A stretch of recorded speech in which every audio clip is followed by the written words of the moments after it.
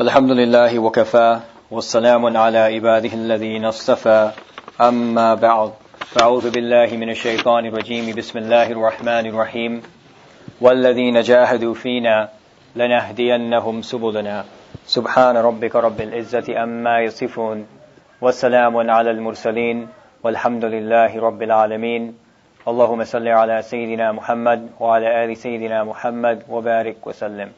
Is there a car blocking? Yeah, green van. Green van. If anybody has a green van, you're blocking the parking lot, please go ahead and move it.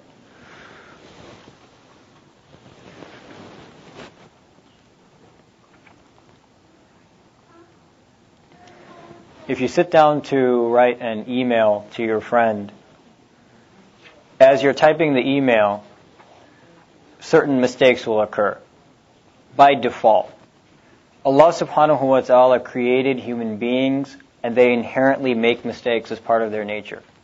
And in fact, it's part of the perfection of Allah subhanahu wa ta'ala that His creation be imperfect. That's the way He made us. He made us imperfect, and it only is there to highlight the perfection of Allah subhanahu wa ta'ala. If He wanted to, He could have made us perfect. But Allah decided to make us imperfect, and it's a highlight, and it's sort of an accent to the perfection of Allah subhanahu wa ta'ala. So, anything we do, there's going to be mistakes in that. Anything. Even if you sit and type an email to your friend, when you're sitting on the computer and you're typing an email, mistakes are going to occur. And when we write an email, or when we write anything, we tend to have three levels at which we catch our mistakes. The first and foremost is you're just typing to your friend. So you start typing, you want to say that yesterday I saw a man. You type in yesterday I saw a man, and instead of writing man, you mistype the word. So what do? You went too fast, immediately you hit the delete key, go back, and you correct the mistake. So that's correcting a mistake right after it occurs. Then the second thing is you finish the email. You finish actually writing out the email, and you sit there, and you then, before you hit the send button, you reread the email.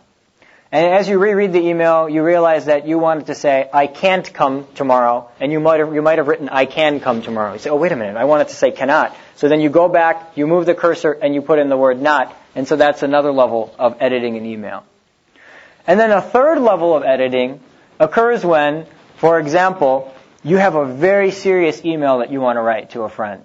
Or you're writing it to somebody that you really respect. Or it's a resume that you're going to give to your prospective employers. So what do? Number one, you correct the mistakes as you make them. Number two, you read over that resume yourself. But then number three, you take the resume and you give it to a friend. Somebody who has ability in grammar. Somebody who has ability in the English language that they can check over that document before you actually turn it in for whatever its purpose might be.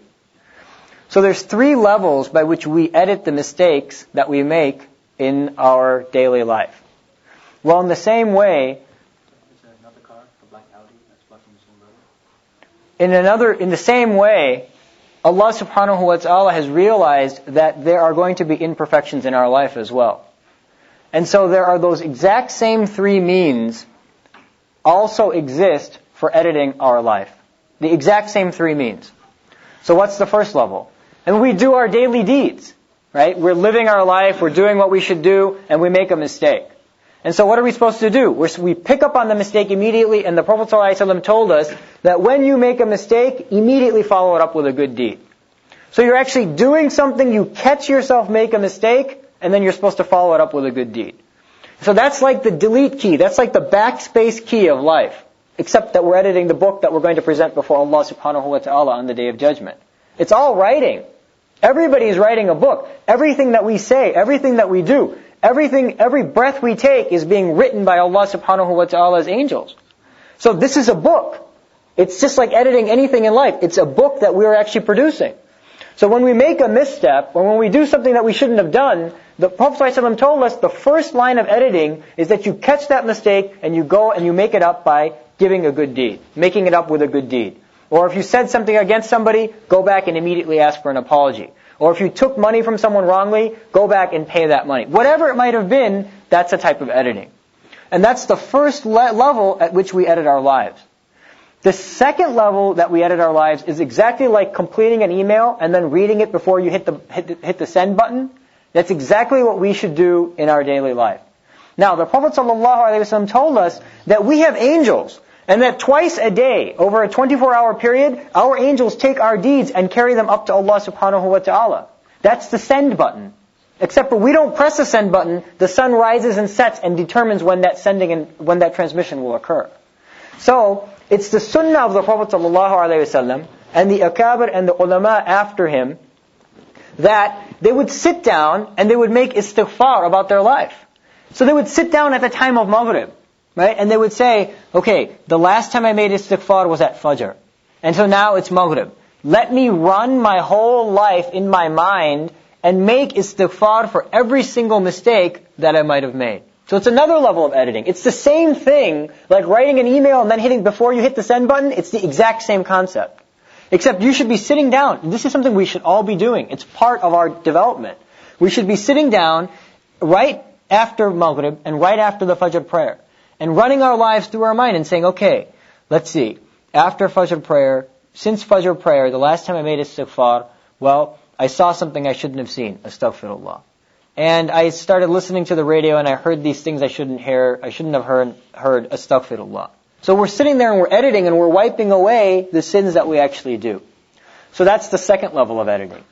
Now, what's the third level of editing? The third level of editing is that you take the document, you've edited it to your best ability, you take the document and you hand it to somebody who's trained in looking at other documents, who has the ability to edit like an editor, has the ability to edit that document. Well, in the same way, that's why we have ulama and mashayikh within our community. There are certain errors that we will never pick up, that we actually do and we have no idea that we do on a daily basis. But when we come in the company of mashayikh and people who are righteous, and we go to them and we say, here, this is what my daily routine is. This is what I do with my life. Tell me where are my mistakes. That's a whole nother level of editing. And that's what it means to take the company of the righteous in one's community. That's the goal. I mean, the purpose isn't that you look at a righteous person and say, wow, that person is so righteous, or wow, that person is doing A, B, and C. What's that? That's not going to benefit you. The purpose is to sit down with that person and say, okay, let's say it's your teacher in the Arabic language, and say, look, these are my abilities, these are my deficiencies, this is where I want to be. And then that person will say, okay, the mistake that you're making is you're not taking these lessons seriously, you need to study harder. Or he might say, or she might say, that this is what you've been doing, you need to change this, this, and this in your life if you really want to attain your goal of nearness to Allah subhanahu wa ta'ala. So, these are the three levels of editing that exist within our life. And every single person who's serious about developing a connection with Allah has to edit their life on all three levels. One, when we make a mistake, we have to follow it up with a good deed. You have to. I mean, when would you ever write an email or write anything of any importance that you would type and then you would not correct the error as you type and you just say, forget about it, I don't care, I'm just going to keep typing. But we do it with our life. We do it with our life all the time. We openly make mistakes. We know we shouldn't be doing something and we just say, I'm just too tired, it doesn't make a difference. Or we let it go. We would never do it for anything that we would show anybody else in this world, but when it comes to showing Allah subhanahu wa ta'ala, we let it go. And the reason being is because we don't appreciate what Allah subhanahu wa ta'ala truly is. Right? I mean, the more careful editing occurs when the document is going to somebody who you respect. Look, if I'm going to write a letter to my 5-year-old daughter, 6-year-old daughter, and I make a writing mistake, I'm not going to care. I'm just going to keep writing and I'm just going to hand her the letter. Because she's going to appreciate it. She's at that level that it doesn't make a difference for her if there's a mistake or not. But if I'm going to write a document that I'm going to hand in to the chairman of my department, I'm going to read that thing 20 times before I hand it in. And in fact, I'm going to get 20 other people to read it as well, because I don't want there to be a single mistake in that. So, if I would make this distinction based on the status of the person receiving the book, then who is greater than Allah subhanahu wa ta'ala? Right? Allah subhanahu wa ta'ala is beyond anything that we can comprehend. Every characteristic of Allah is completely opposite of that of creation.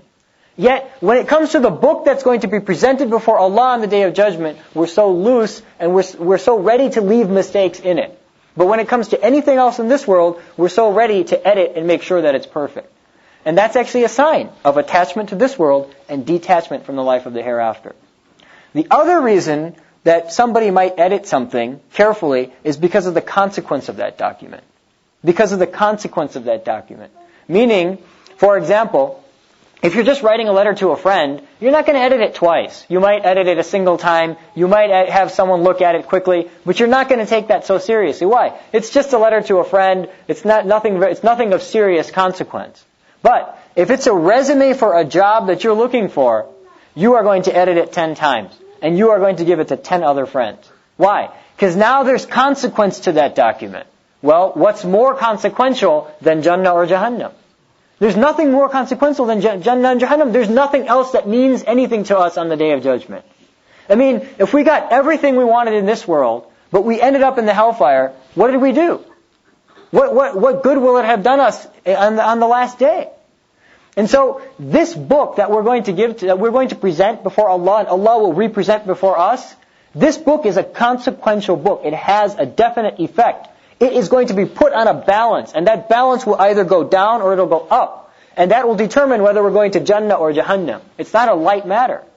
And so, the other problem that exists in our life is that we're very caught up with results in this world, and we haven't yet understood the reality of the hereafter. And all of it boils down to dhikr of Allah subhanahu wa ta'ala and detachment from dunya. The more we're attached to dunya, the more we're going to be caught up in the dunya. That's how human beings are. Their tendency is that they get caught up in what's going on. When you're in 5th grade, you get caught up on who can throw everybody off the slide, right? Who can beat everybody go highest on the swing. It was the biggest deal in the world. Who had that newest toy? I mean, the toy, if you think back now and you say, I was the second person to have whatever, ColecoVision or Nintendo or whatever these things are, right? I was the second person to have it instead of the first. It was a big deal in 5th grade for you to be the first person to have that game. But now it makes no difference. Because when you're in the middle of something, it really seems like it's important. But when you get away from it, that's when reality strikes you that it's really not important. That's the life of this world. That's why the Prophet ﷺ told us that we should be detached from this world, so that you can see it from a distance and you can realize that it is of no consequence whatsoever, except the fact that it is a field in which we plant the harvest of the hereafter. That's the only benefit of this world. It's not a lie. It's what the Quran says about this world. And we can sit here and deceive one another and say Islam is progressing because more Muslims are doctors and more Muslims are engineers. That's not how Islam progresses. In fact, the Prophet ﷺ told us in a very clear hadith that's in Arba'in an-Nawawi that if you want people to love you, detach yourself from the things that they love, and then people will fall in love with you. That's the rough gist of that hadith. So, the two things that we should realize is, one, we have to attach our connection to Allah. And two, we have to detach our connection from creation. Anytime you do these two things, the reality of this world becomes apparent, and the permanence of the hereafter begins to enter into your heart. So that's the goal. That's why we sit down and do dhikr. That's why we sit down and sit in the company of one another. We look at each other and we begin to reflect upon ourselves based on that. That's why we make istighfar every day after Fajr and every day after Maghrib. That's why these things have been built in to this path of attaining nearness to Allah subhanahu wa ta'ala. So all of our lives should be based, as far as our editing is concerned, it should be based on these three things. Number one, we have to fix the mistake after we make it. Just like hitting delete, if we know we did something wrong, we can't let it go. We can't just say it doesn't matter. We have to get up and do something good to make up for that. Number two, we have to reread our life at periodic intervals. So every day after Fajr and after Maghrib, we should be sitting and making istighfar. An active istighfar, not on a tasbih 100 times as fast as we can, astaghfirullah, astaghfirullah, astaghfirullah, but an active istighfar where we reflect upon the deeds of our day. And number three, we should be sitting in the company of those people who have the ability to edit lives. And they exist. They're few and far between, but they exist. And you can go to them and you can say, look, these are my problems. I'm putting them before you. These are my problems. Tell me, how can I edit them and how can I correct them? So that's the way it works. And that's the way that we decrease the weight of our sins. And that's really what holds us back. I mean, we're walking on this path, but we're carrying this mountain of sins on our shoulders. It's very difficult to move forward. You've got to throw that mountain away, and then you'll be able to progress much more quickly. So may Allah subhanahu wa ta'ala give us the tawfiq to continuously seek His forgiveness and to be among those who forgive others as well. Wa akhiru da'wana anil hamdulillahi rabbil alameen.